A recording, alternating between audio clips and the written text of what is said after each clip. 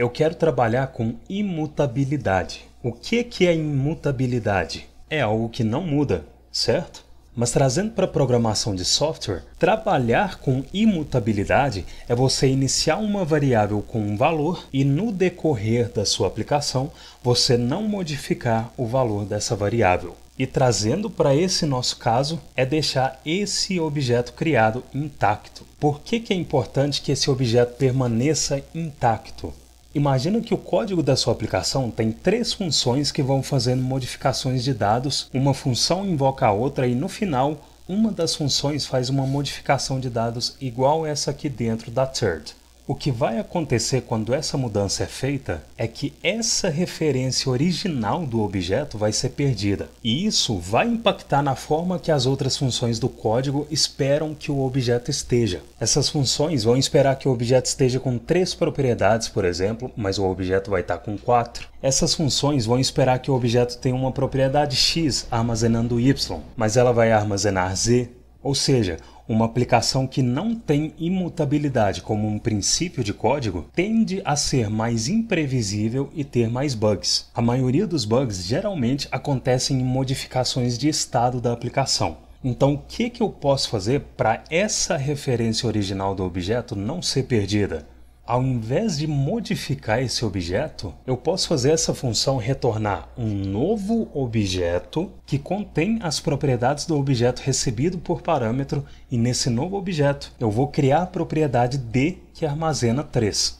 Então, return novo objeto, vou espalhar as propriedades do obj dentro do novo objeto e logo abaixo eu vou criar a propriedade D que recebe 3. Se eu olhar o console, eu vejo que a referência do objeto original foi mantida e se eu quiser trabalhar com esse novo objeto que a função third retorna, para armazenar esse novo objeto, eu vou inserir uma const object2 que recebe a invocação da first, que recebe object como argumento. Se eu inserir como segundo argumento do log o object2, eu continuo vendo o objeto original intacto, mas ao invés de ver o novo objeto, eu vejo undefined. Por que a invocação da first retornou undefined? Observa que dentro da first, a second está sendo invocada e a first não está retornando um valor. E toda função que não retorna um valor, por baixo dos panos, retorna undefined. Se eu inserir um return antes da invocação da second, a invocação da first vai retornar o valor que a invocação da second retorna. Qual valor a second retorna? Nenhum. A second só invoca a third. Ou seja, se eu deixar a second sem retornar um valor, ela vai retornar undefined. Observa que a invocação da third retorna esse novo objeto. Então, se eu inserir um return antes da invocação da third, o que vai acontecer aqui?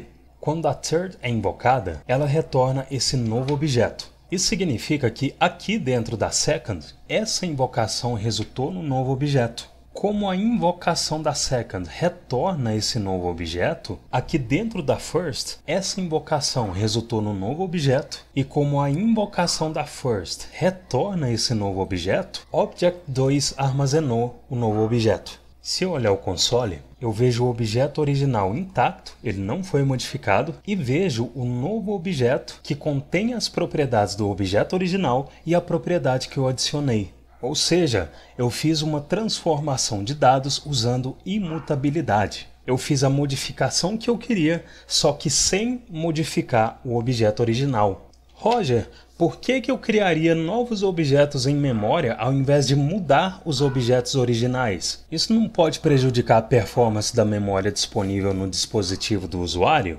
Pensa comigo, você sim está consumindo mais memória, mas esse consumo é uma quantidade ínfima.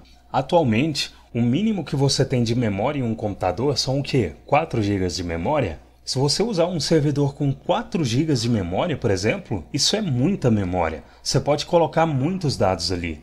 Então, quando você cria um novo objeto, esse novo objeto é temporário. Esse novo objeto vai ficar atribuído em memória só durante o tempo que você usar ele.